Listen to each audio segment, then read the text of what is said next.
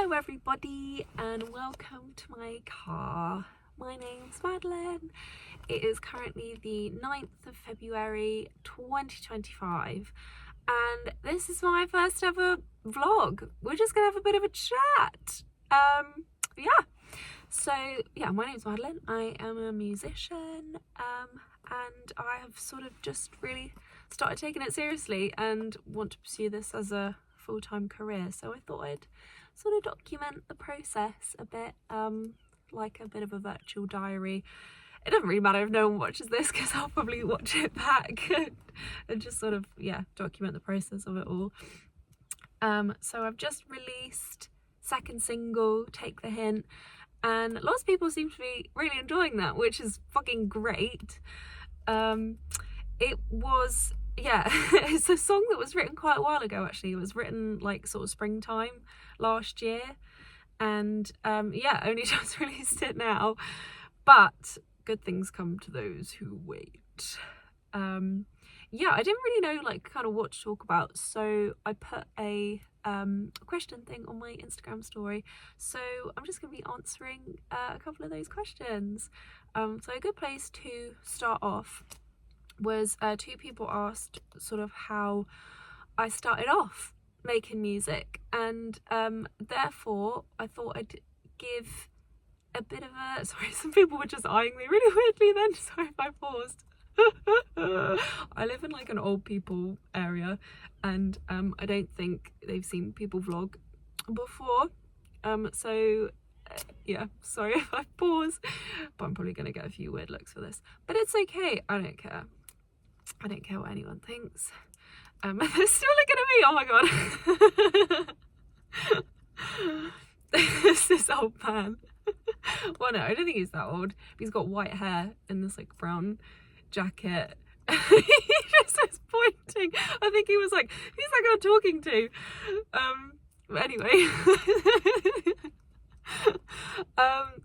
So the first couple of questions were, how did I start off making music? So I've had a bit of a windy route to get where I am now, and I've still got a long way to go, but let's give you the Madeleine lore backstory. So I'm 24 right now. So when I was growing up, I always did like musical theatre and acting and dance and drama and stuff like that. I have very wonderful parents who put me into like a Saturday drama club that was just absolutely amazing, and that's how I met my best friend Helena Yasmin. She is dropping a single very, very soon and an EP this spring, so I will be sharing that with everybody when she does that because it's incredible. Anyway, so I joined theatre school and I always loved that, and I loved musical theatre, performing and singing, and I got singing lessons as well when I was in school with this wonderful vocal coach called Colin Billing, who also ran the theatre school, and he was great, and that was like my first introduction to music in general, because musical theatre is like all different genres. So I think doing musical theatre you get exposed to everything, which is wonderful, because my parents are wonderful people, but they're not musical, and so I didn't really have like much music in the house. Although I have to say my mum was very wonderful and put me in piano lessons when I was young as well, so I learned sort of to read music and play music through that. So I went to theatre school and then thought I was going to pursue like the theatre route, and after I'd finished my A-levels I started auditioning for lots of different drama schools and lots of different local productions as well to sort of get into the acting world, and that was mixed. I auditioned for acting and musical theatre at lots of different drama schools around the UK, and I didn't have too much success.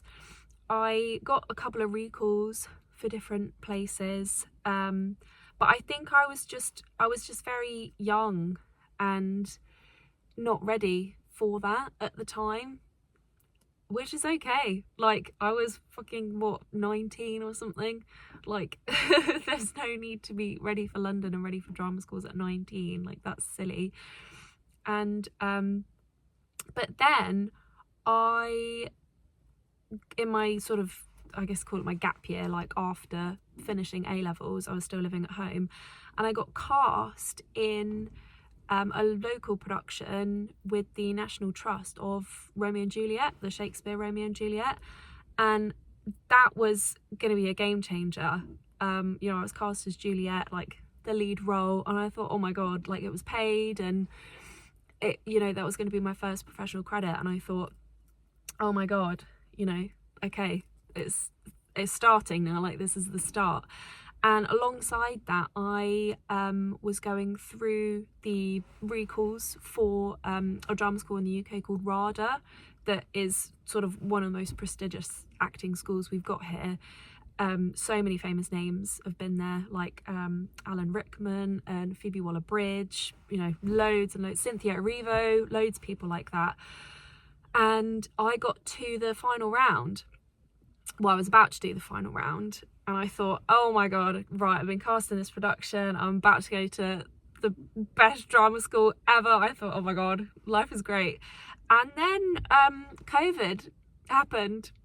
Suddenly the world shut down, and I know that a lot of people had much worse experiences of COVID than I did, so this is not a pity me by any means, but my life stopped when COVID happened. The production of Romeo and Juliet that I was meant to do, we were going to tour around the UK after performing it in our local area. That just stopped. They lost the funding for that, and yeah, we never did it again. We hadn't even started rehearsals for it. So that finished, that shut down, and then I had to do that recall for RADA online on Zoom, and that was before like everyone was used to doing things on Zoom, and that was before like you were used to acting or speaking to a screen. Like, that's so alien, isn't it? And that was just awful. I couldn't do it at home, and so I had to go to my drama teacher's office, and she very kindly let me borrow her office to do the auditioning. So it was like a group Zoom call with all the other people in this recall, and then the people who were auditioning us from RADA. And it was just fucking awful. It was so bad. My Wi-Fi kept glitching out, and so I was doing my monologue, this like super serious Shakespearean monologue from Antony and Cleopatra, and my Wi-Fi was just kept cutting out, and I imagined to them I was like and I just couldn't, it just didn't happen. And eventually I finished it, but I can't imagine they saw much of it. And everyone else on that Zoom call was really struggling with acting to a computer. Like, what the hell? And it just really threw me, that whole thing. And I did not give a good audition. And it was nowhere near as good as what it would have been like if I'd gone in person, because all my other recalls went really well, and I was really chuffed with them, and I had great conversations with the panel. And I felt like I'd really bonded with all the people that I'd met so far. And then got the email and said, no, sorry, not taking you for this year. And that was crushing then, because that was all of the aspirations, just crushed. And then I was sort of at home, not really knowing what to do. I mean, my parents are wonderful, they'll have me at home whenever, but it did feel like the world had ended in a sense, and that was horrible. And I didn't really know what to do with myself. I felt so lost. I live in quite a remote rural area where there isn't a lot going on, and especially during COVID, there was nothing. I went a bit insane. But then during COVID, I started my TikTok page, and that has now grown to be very successful. Well, I've got over 100,000 followers on there now, so it's a good platform. And I've sort of done it on and off, posted on TikTok on and off since then, and been growing it since then. That was like TikTok gave me a bit of a reason to get out of bed during lockdown, because I was like, oh, I can make a video. And you know, at that time the engagement was insane. Like, you'd post one video and immediately you'd get thousands and thousands of views and followers, because it was obviously, you know, a new platform then, or, you know, rebooted platform. And yeah, so I did that, and then I started making some clothes, because I love creating stuff and sewing, and I was selling those during lockdown just to make a bit of extra money. And then I was going so insane, and it got to August, and my mum said to me, you need to just go and do something, like, you need to leave and just go and do something, because I didn't know whether I wanted to re-audition for drama schools again. So my mum suggested, oh, well, why don't you just go to uni in a fun city, just go and study something, just so you're doing something different and you're moving away and you're meeting new people. And so she suggested going to the University of Sussex in Brighton to go and do something creative, and that was the best advice I was given at the time. If COVID hadn't happened, I don't think I probably would have gone to uni, but at the time it was like the best option for me. So I went to Sussex Uni, and I initially started out studying drama and English. Didn't really enjoy that, and eventually switched to doing music. And so I started on the music degree in my second year. And yeah, that was great. I learned a lot there. It wasn't like a very useful degree in that we learned sort of like what the music industry is, or, you know, how to make a living. But I learned a lot of weird and wacky things, and came across loads of different composers and sort of styles of writing that I hadn't encountered before. So that was like a big sort of opening up of the brain. And then during that course, I sort of started to think, oh, well, maybe, because I've written songs since ever. Like, I've always written poems and songs and little tunes and stuff since probably like I first could pick up a pen, or my mum first put me in piano lessons. Like, I've always been doing that, because I don't really journal or make a diary. That's like how I sort of document my life, is through songs. And yeah, so yeah, during uni I then started to think, oh, maybe, and I wrote a couple songs and I released them. They weren't brilliant, you know, they were like just having a go, like making music with friends, just putting them out into the world and seeing how people react.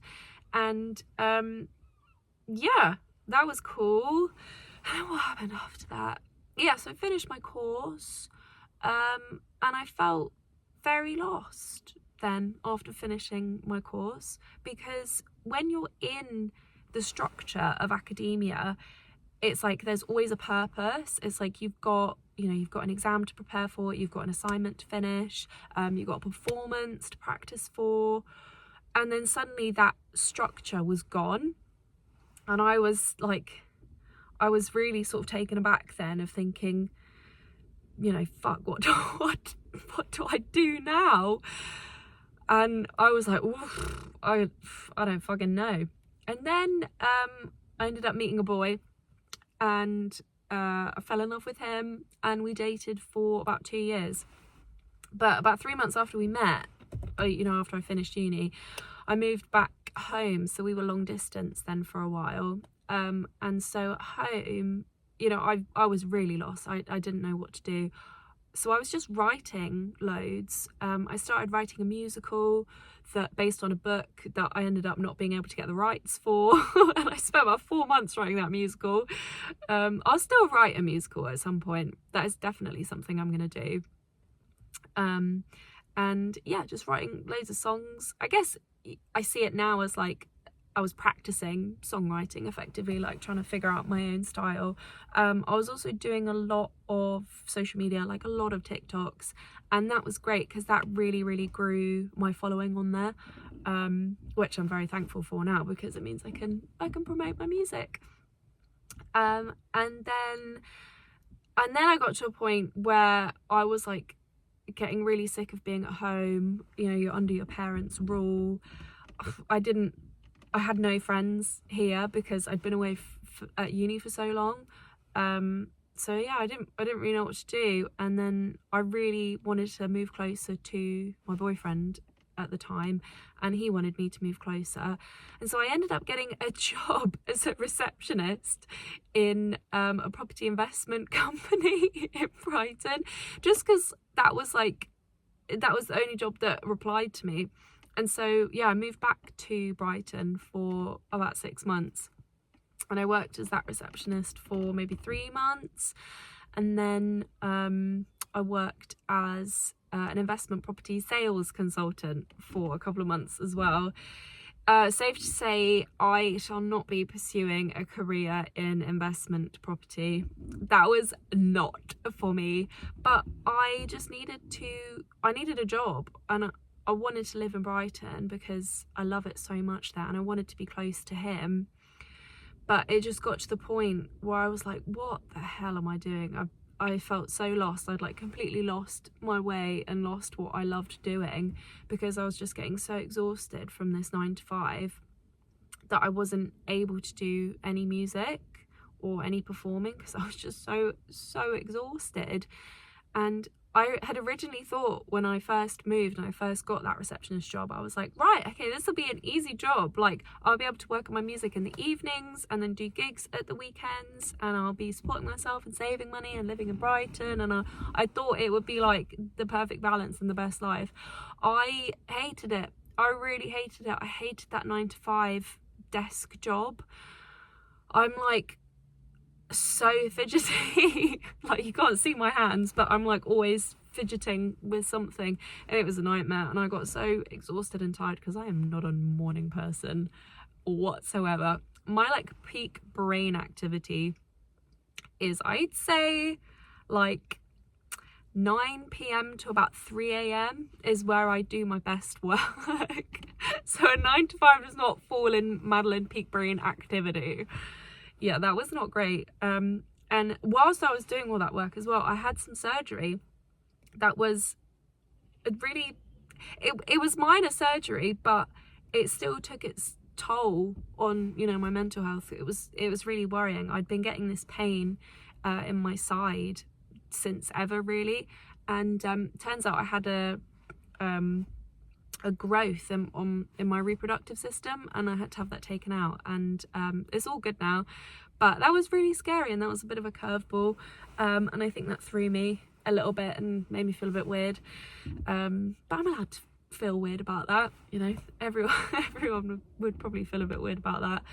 I think it was just because it's like your reproductive system is like such an intimate part of you, and you know, I went into that surgery like with a lot of fear, and it had been on my mind for ages and ages. And yeah, you know, your brain goes to like the worst things ever. You're like, oh my god, what if it's damaged? I can never have children, or, you know, blah blah blah blah blah. All irrational fears. It was all good. But yeah, please on your mind. Yeah, and so after 6 months of living and working full time in Brighton, I felt really unhappy and really unfulfilled, and like I wasn't focusing my energy on what I felt I was put on this earth to do, which is to make music and share music with the world, and make people feel good through music. And so I moved back in with my parents then, which I'm very, very grateful to them for having me back. But it's been hard moving back to your hometown again. I'm now working in hospitality again. It does feel like a bit of a step back, but it's a step back to realign and to move in the right path then, without going too far down the wrong path, which is what I was doing. Unfortunately, with that move back, meant the end of my relationship, which was really upsetting. It just didn't work with the long distance. We were about 3-4 hours away from each other then, and it worked before, but it didn't work out this time. So that's been really difficult. You know, I felt super alone, and I felt really on my own. And my parents are lovely, they're wonderful people, but you know, they're not friends, they're like parents. So it's, yeah, I have felt like, yeah, a bit on my own. So I guess this is a message of, if anyone else feels like they're on their own, trying to pursue their, you know, their path, or trying to figure out what you want to do, I'm here as well. You can always message me or put in the comments, and we'll have a chat about it. Yeah. And so that brings me to today, really, which is, I've sort of decided I have decided I'm going to give making and releasing music my all. And yeah, try and see if I can make a living doing that, which is daunting, and it's scary, and it's unconventional, and I don't really know what I'm doing, but it's all good. Persistence is the key. It sometimes feels like you're trudging through the thickest mud ever, walking so slowly and so tired, but you can't give up. You just can't give up. You just got to keep going. So now we're on to actually talking about the music. Sorry if that was really rambly. So another question is, what is your composition process? And I have to say, this is something that I don't think anyone can teach you. I think you've just got to find your own way. And songwriting is a craft like anything else. You've got to learn, you've got to practice. Like, you won't just wake up one morning and write Beethoven's Fifth Symphony, you know. you gotta practice. And I have found the way that my songs normally start is they normally start with lyrics. Like, on my notes app on my phone is just like jam packed with loads of different lyrics. And my voice memos on my phone as well. I think I have something ridiculous, like 1,000 voice memos of just like singing little riffs or singing little lyrics. And then, yeah, it normally grows from there. That is how Finally and Take the Hint started. They both started with just lyrics. Finally, I wrote those lyrics on the train and the bus home one afternoon. And that was just sort of written as a poem. I didn't sort of, you know, think necessarily about the music to begin with. I just wrote all of what I was feeling at the time, and it sort of came out a bit naturally and sort of made this really concise, nice little poem that then turned into what is now Finally. And then after I've got the lyrics, I will normally just sort of hum like along to the lyrics and just sort of try out different melodies. And normally I just sort of have a bit of an instinct of like, oh yeah, that's a nice melody, that works with the story and the flow of the lyrics. And then after I've got a bit of a melody sorted out, I'll sort of try and build some chords around it. I play piano, so I always build the song focused on the piano. And that will normally be a case of sort of choosing the tempo, and I'll record that into Logic Pro, which was another question actually of what software do you use. I use Logic Pro 10. So I'll record the sort of rough vocal melody with a click track into Logic Pro, and then I've got MIDI keyboard. I'll just sort of have a play around of like, well, what chords might fit around that melody. And yeah, it sort of builds from there really. I don't put any pressure on myself to like build a song in sequence. I kind of see songs as a bit of a puzzle. Like, sometimes you do the top corner first, and sometimes you do a bit at the bottom, but eventually it like all comes together. So with Finally, the first bit of melody and chords that I figured out was the "because I'm safe at last," and yeah, sort of just building up the chords. And I originally thought that that was going to be like a middle section of the song, and then it would end sort of how it begins. But yeah, that didn't happen. And that's part of songwriting as well, is trying things out, and if they don't work, you know, they don't work. It's fine. And yeah, sort of just builds around there.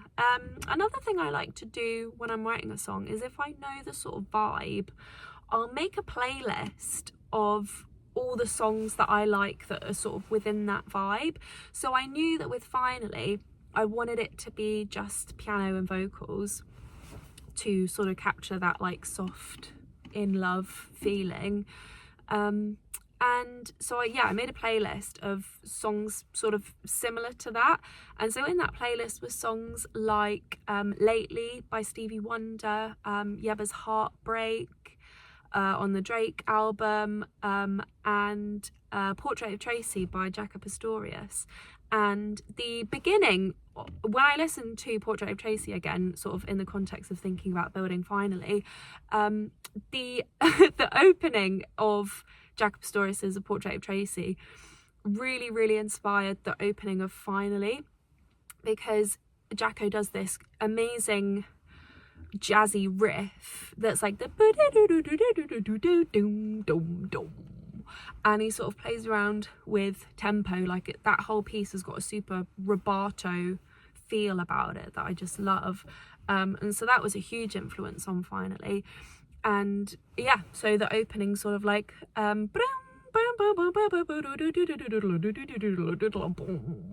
yeah, that is kind of, yeah, that was really inspired by Portrait of Tracy. And yeah, again with Lately by Stevie Wonder, sort of towards the end where it gets a bit more like chord heavy and sort of you start to really hear the tempo, that is like super Stevie Wonder inspired. And the sort of middle, I guess the beginningy middle section that's like the "'cause finally the that is inspired by a composer called Claude Debussy, who I love, and I play loads of his music on the piano, like just for fun. I've got so much sheet music of his, and there's a piece of his called Arabesque, the Arabesque number 1. It starts off with this beautiful like,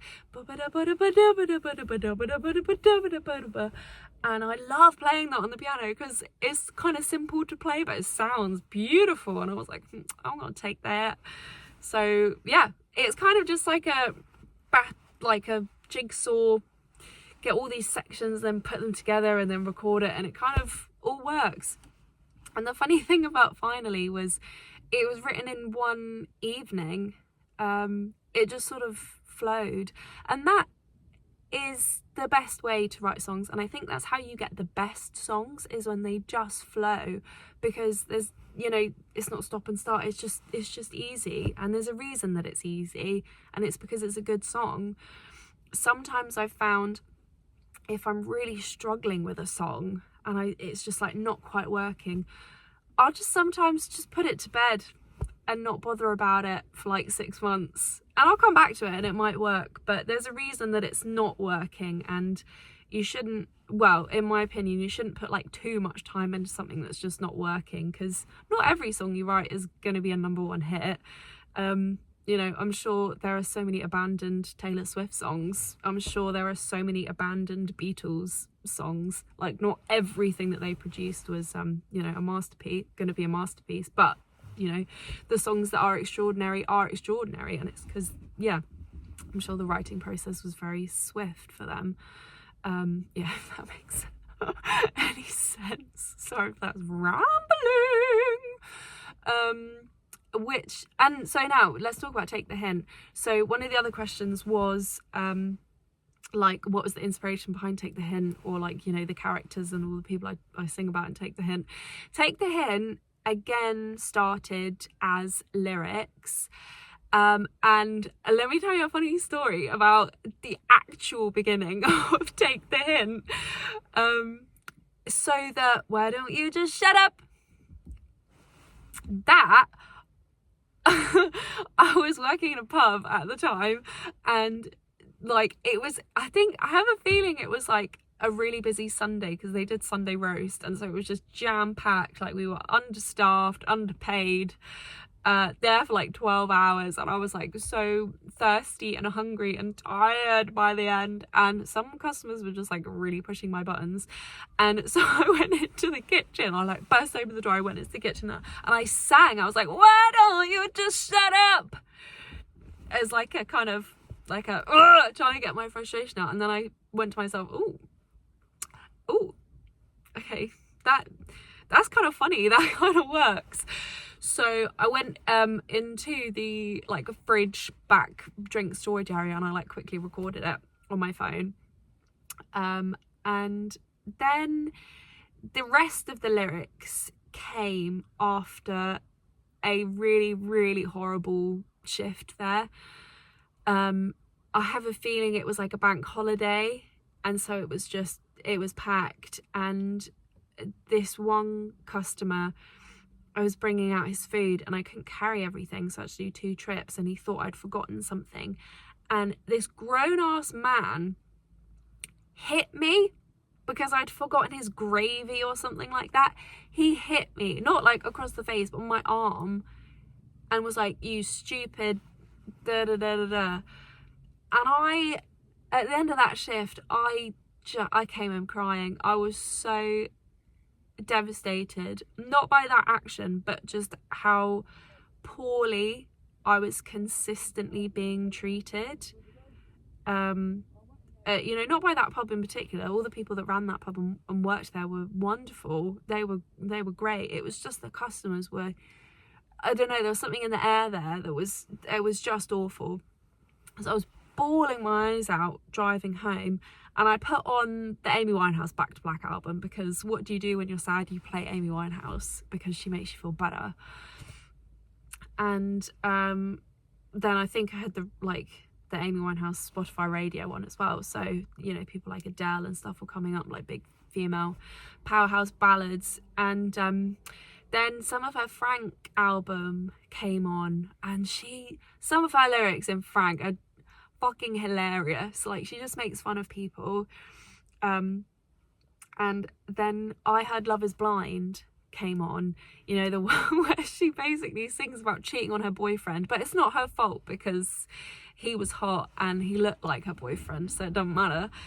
And I just laughed, and I was like, okay, I'm gonna have some dinner, and then I'm going to reevaluate this whole situation and try and turn it on its head and make it funny. I didn't have in my head at that time, let's make this a song. I was like, I just need to get all this emotion that I'm feeling out. And then I got my notebook and I just started writing about all the funny customers and the horrible interactions I'd had with customers there. And that's where all of the Take the Hint lyrics came from, except the gospel section in the middle, which I'll come to next. So all of that came, and it arranged itself into the order. Like, the Take the Hint lyrics that you hear on the track, that's the first version. I've never changed it since then because it was just so funny and authentic to me, because all of those people that I speak about or sing about in the song are real. Like, they are real customers that I've had to serve. And so I just didn't want to change it because it's just real, and it's actually what happened. The middle gospel section, I think that came as an inspiration. I think I was listening to the Hercules album, like the beginning when it's like, and that's the gospel truth. Like, that's such a fucking good song. And I was like, oh, what if there's a gospel section in Take the Hint? That just is funny. And then that was written in about 10 minutes, and I added that gospel section in, and that really made the song feel complete. It hadn't felt quite complete without that, because it just went from the instrumental section straight into the final verse, and I was like, oh, I feel like I need something else that's funny as well. So that was a wonderful moment. And then, so that was written like springtime last year, and we performed it at my phone ran out of storage, but it's fine now. Yeah, so we performed that at a venue in Brighton called the Brunswick, and people loved that song. That was like everyone's favourite song from the gig. That was a gig of all originals, all of my originals. But yeah, that seemed to be the best one. But at that time, we did that gig, and then I got that job as a receptionist, so I never like did anything else with it. But yeah, now it's out. So the next question is not really a question, but it's like everything about the vocals and the flute. I'm not entirely sure what that means, but I'll just speak about the vocals and the flute and take the hint for a second. So all my vocals I record at home when my parents are at work, when I've got the house to myself. And I have an Aston Origin mic that I love. I've had it for about 6 years now, and it's never ever failed me. And for some reason I think it really complements my style of singing and my voice. And yeah, I love it so much. I've literally never used any other mic. And when I have recorded for other people with other mics, it just like never quite sounds how I want it to sound. So yeah, love my Aston Origin.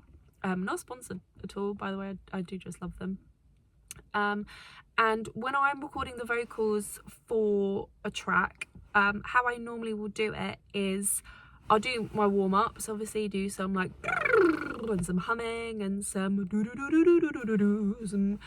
yeah, just to sort of like warm up the face, warm up this whole area. Then I will record it and sing it through all the way once, listen back to it and sort of see what vibes I want to go for, if there's like a particular riff I want to make, and then I'll do another take, which is normally a bit of an improvement, and then probably another take and another take, and normally I'll get to sort of like a melody or, you know, a whole way of delivering that I'm really, really happy with.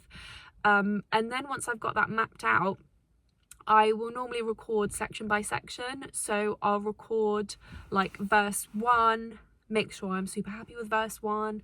Once I'm happy with it, move on, etc, etc. So I don't put the pressure on myself to record the whole song like in one take. However, actually saying that, I did actually record Finally in one take, but that's different though, because I was playing and singing at the same time, so I needed the like rubato of the piano to match the vocals. So yeah, that's the exception, but everything else I normally record section by section.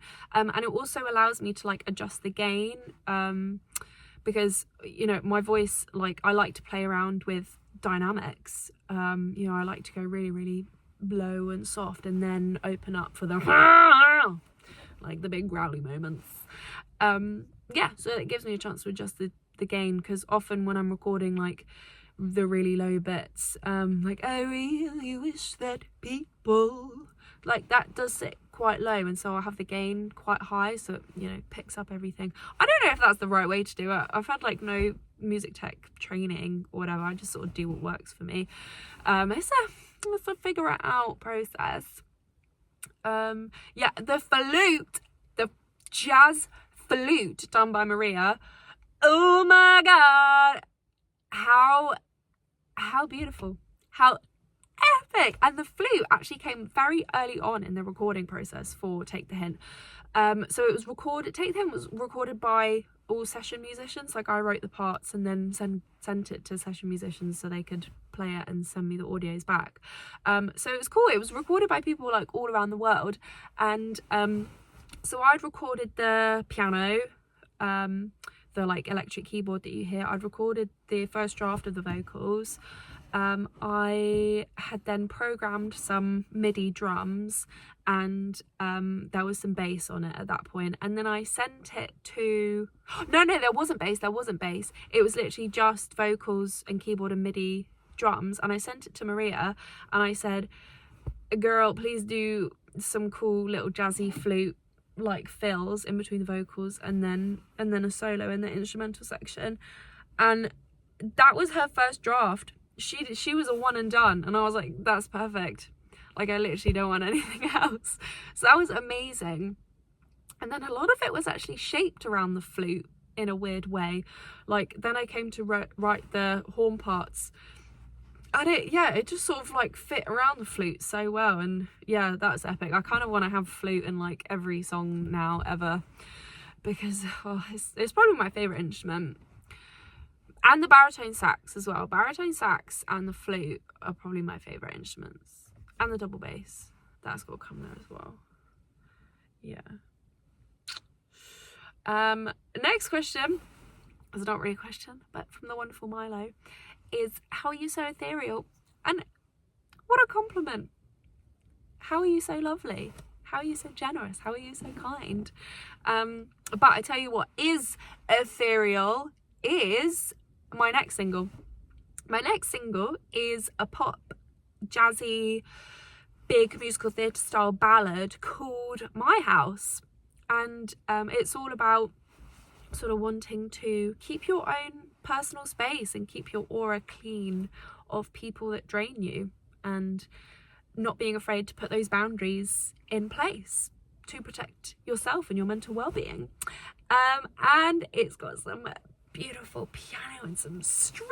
I've got a string quartet on it, and some big boomy 80s drums, and some whistle notes, and some big growly belty stuff. And yeah, it's epic.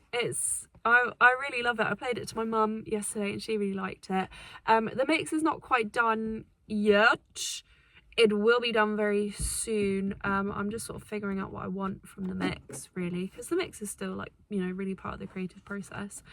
Yeah,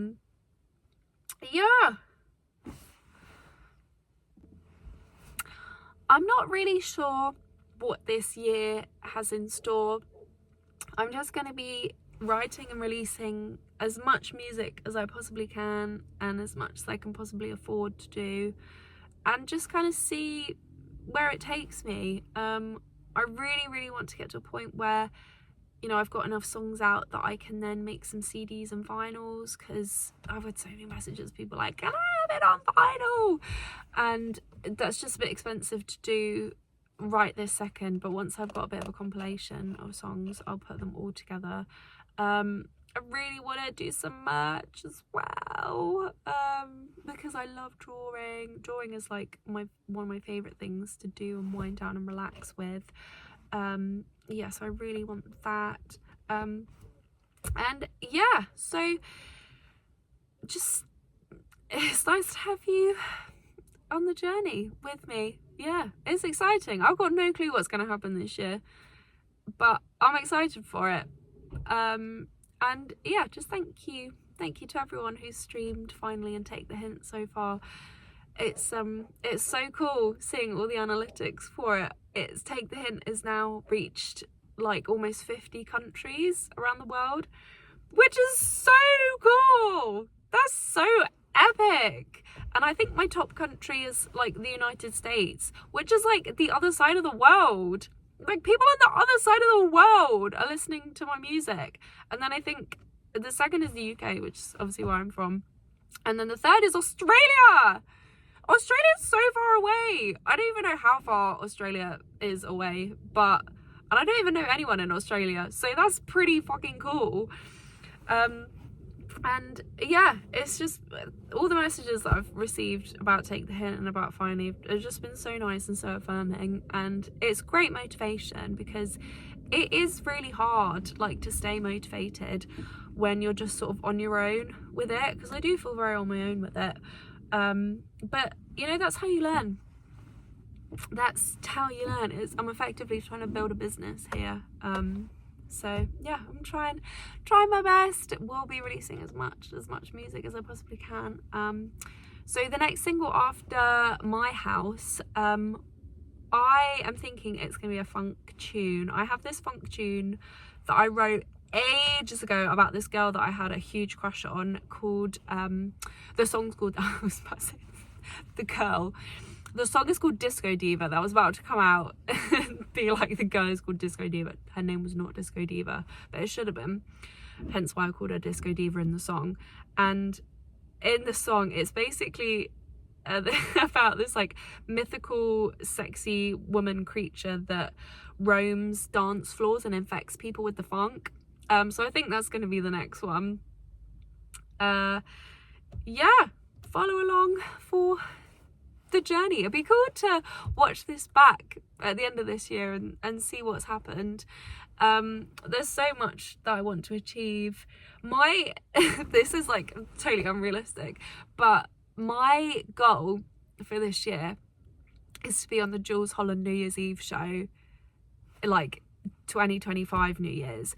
I have watched the Jules Holland New Year's Eve show every single year since like I even was conscious, because my parents always have it on and I love it, and I love Jules Holland. And so I am manifesting being on the Jules Holland New Year's Eve show 2025. Is that a realistic goal? I don't know, but that's my goal nonetheless. Yeah, do I have anything else to say? I'm going to be doing vlogs every week for this year, I've decided.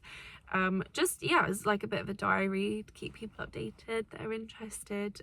So yeah, I will see you next week for the next instalment of Chat with Madeleine in her mini. Oh, that's a good name for the Madeleine in the mini. Chat with Madeleine in the mini.